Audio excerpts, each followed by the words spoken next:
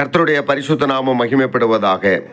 எபேசியர் 2 அதிகாரம் 8 வசனம். கிருபையினாலே விசுவாசத்தை கொண்டு ரட்சிக்கப்பட்டீர்கள். இது உங்களால் உண்டானதல்ல, இது தேவனுடைய ஈவு. கிருபையினாலே விசுவாசத்தை கொண்டு ரட்சிக்கப்பட்டீர்கள். ஆண்டவராகிய இயேசு கிறிஸ்து நமக்காக நம்முடைய பாவங்களையெல்லாம் நீக்கி நம்மை பரிசுத்தமாக்கும்படியாக வானத்திலிருந்து பூமியிலே இறங்கி வந்தார். ஆண்டவராகிய இயேசு கிறிஸ்து நமக்காய் மரித்து அடக்கம் பண்ணப்பட்டு உயிரோடு எழுந்தார். ஆண்டவராகிய இயேசுவின் இரத்தம் நம்மை எல்லா பாவங்களற நம்மை சுத்திகரிக்கிறது. ஆண்டவராகிய இயேசுவின் கிருபையினாலே விசுவாசத்தை கொண்டு நாம் ரட்சிக்கப்பட்டிருக்கிறோம்.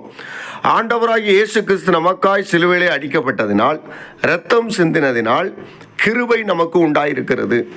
பாவ மன்னிப்பாகிய மீட்பு நமக்கு உண்டாயிருக்கிறது. விசுவாசத்தை கொண்டு ரட்சிக்கப்பட்டீர்கள். ஆண்டவராகிய இயேசு கிறிஸ்து எனக்காக அடிக்கப்பட்டார், எனக்காக சிலுவையிலே தொங்கினார், எனக்காக மரித்து உயிரோடு எழுந்தார் என்று நாம் விசுவாசிக்கும் பொழுது ரட்சிக்கப்படுகிறோம். அன்பான தேவஜனமே, இயேசு கிறிஸ்து நமக்காய் அடிக்கப்பட்டார். கிருபையினாலே நாம் ரட்சிக்கப்படுகிறோம். நாம் விசுவாசிக்கும் பொழுது ரட்சிப்பு உண்டாகிறது.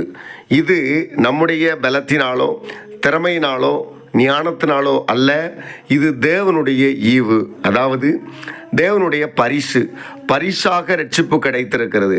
எத்தனை பேருக்கோ ஆண்டவருடைய பரிசு கிடைக்கவில்லை. ஆண்டவர் எல்லாருக்கும் பரிசு கொடுக்க ஆயத்தமாக இருக்கிறார்.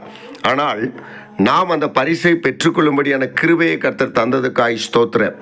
ஒவ்வொரு நாளும் ஆண்டவர் சமூகத்திலே, ஆண்டவரே என்னை ரட்சித்தீரே, பரிசை தந்தீரே, பரலோக ராஜ்யம் வருவதற்காக எனக்கு பரிசு தந்திருக்கிறீரே, நன்றி என்று சொல்லுவோம். கர்த்தர் உங்களை ஆசீர்வதிப்பாராக. ஆமேன்.